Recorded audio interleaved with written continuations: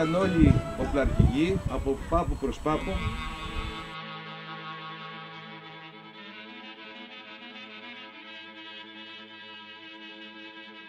Είναι μια εταιρεία όλη ενωμένη. Πολιτικοί, παπάδες, έμποροι και ναυτικοί.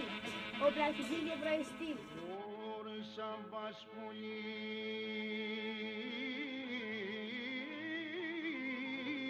μου στο Μοριά.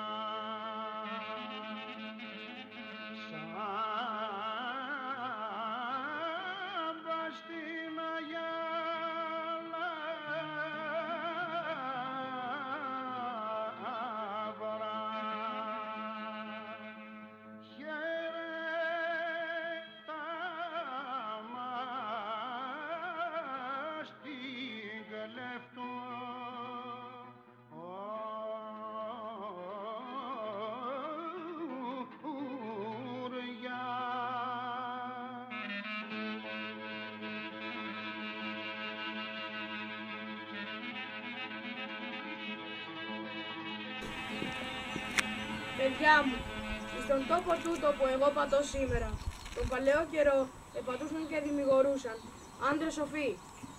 Άντρες με τους οποίους δεν είμαι άξιος να συγκριθώ και ούτε να φτάσω τα ήθη.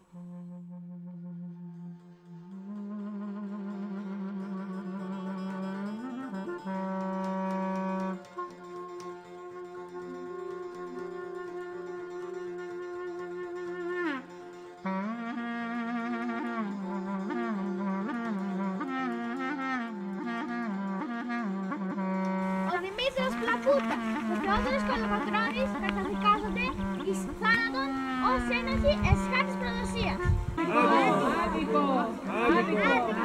Ζήτω Κολοκοτρώνης! Ζήτω Κολοκοτρώνη όταν έφυγε του βασιλείας. Δεν νοιάζομαι για τον εαυτό μου, αλλά για αυτόν που έχει 7 κόρες.